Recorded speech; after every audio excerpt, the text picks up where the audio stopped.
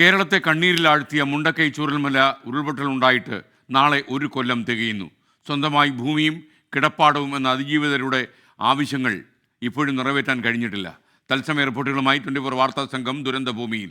Bailey പാലത്തിൽ നിന്ന് ദീപക് തർമ്മണം ചേരും. അതുപോലെ മുണ്ടക്കയിൽ നിന്ന് എസ് വിജയകുമാറും, ചൂരൽമലയിൽ നിന്ന് വിപിൻ സി വിജയനും, പുത്തുമലയിൽ ശ്മശാനത്തിൽ നിന്ന് ഷാഗത് റഹ്മാനും ചേരുന്നു.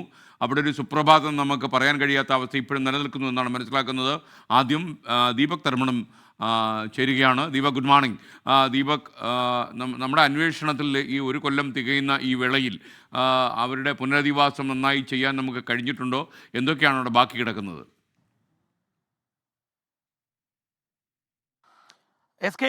സമാനതകളില്ലാത്ത ഒരു മഹാദുരന്തം. ആ ദുരന്തത്തിൻ്റെ നടുക്കം ഇപ്പോഴും ഈ നാട്ടിൽ നിന്നും പൂർണ്ണമായി വിട്ടുമാറിയിട്ടില്ല എന്നുള്ളതാണ് സത്യം. എനിക്ക് പുറകിൽ കാണുന്ന ഈ പ്രദേശം SKN ഓർമ്മയുണ്ടാകും. SKNും ഈ പ്രദേശത്തേക്ക് വന്നതാണ്. സ്കൂൾ കാണാം. ഈ പ്രദേശമാകമാനം ഈ മഴയെടുത്തുപോയ, ഈ കാലവർഷം എടുത്തുപോയ പ്രദേശമാണ്.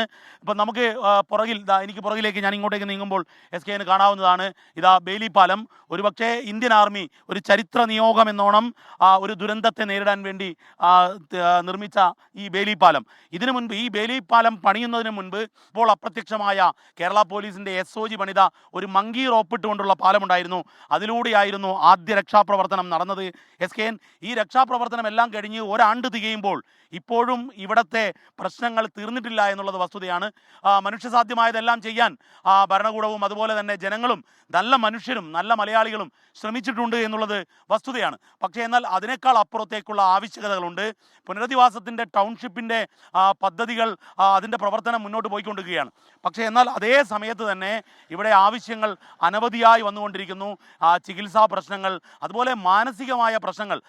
ഞാൻ ഇന്നലെ ഈ പ്രദേശത്തുള്ള ജനങ്ങളുമായി സംസാരിക്കുമ്പോൾ, തൊഴിലാളികളുമായി സംസാരിക്കുമ്പോൾ അതിലേറ്റവും പ്രധാനപ്പെട്ട ഒരു പ്രശ്നം, ഇപ്പോഴും മഴ കണ്ടാൽ പേടിയാകുന്ന ജനം, മഴ എത്തുമ്പോൾ ഭയപ്പാടോടുകൂടി വീട്ടിൽ ഒതുങ്ങിക്കൂടേണ്ട അല്ലെങ്കിൽ വീട് വിട്ടു പോകേണ്ട മാനസികാവസ്ഥയിലേക്ക് എത്തിയ ജനം. കാരണം ഇന്നോളം കണ്ടിട്ടില്ലാത്ത, കാരണം ഈ നാട്ടിൻ്റെ ഒരു പ്രത്യേകത, ഇവർ മണ്ണിനോടൊപ്പം മല്ലടിച്ച് ജീവിച്ചവരാണ്.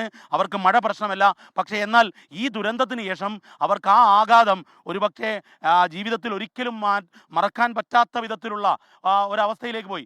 SKN ഒരുപക്ഷെ നമ്മളും ഇവിടെ എത്തുമ്പോൾ, നമുക്ക് കഴിഞ്ഞ ആ വർഷത്തെ ദിനങ്ങളിൽ നമ്മളിങ്ങനെ നടന്നു പോകുമ്പോൾ കാലിൽ മൃതദേഹത്തിൻ്റെ ഭാഗങ്ങൾ തട്ടുന്ന, അതുപോലെ നമ്മൾ നടന്നു പോകുന്ന സമയത്ത് നമ്മൾ താഴോട്ട് പോകുന്ന, അങ്ങനെ ഒരു ദുരന്തമുഖത്ത് നമ്മൾ കണ്ടതാണ്.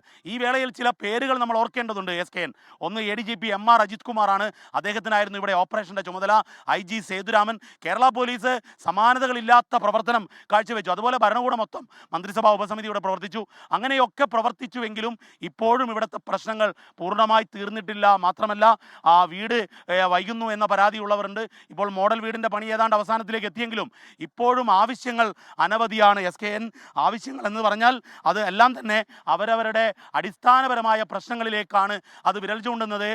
ക്യാമറാമാൻ രാജേഷ് ഒന്ന് ഇങ്ങോട്ടേക്ക് വെള്ളരി കൊണ്ടൊന്ന് പാൻ ചെയ്താൽ കാണാം, എനിക്ക് പുറകിൽ കാണുന്ന ഈ പ്രദേശം ഇപ്പോഴും ഒരു ദുരന്ത സ്മാരകമായി, ഒരു മഹാദുരന്തത്തിൻ്റെ സ്മാരകമായി മാറി നിൽക്കുകയാണ്. SKN കണ്ണീരോടെ, അല്പം നെടുക്കത്തോടെ അല്ലാതെ നമുക്ക് ഈ പ്രദേശത്തുകൂടെ ഒരു പുനർയാത്ര, അതായത് 1 ആണ്ട് പിന്നിടുമ്പോഴുള്ള യാത്രയും സാധ്യമല്ല. SKN.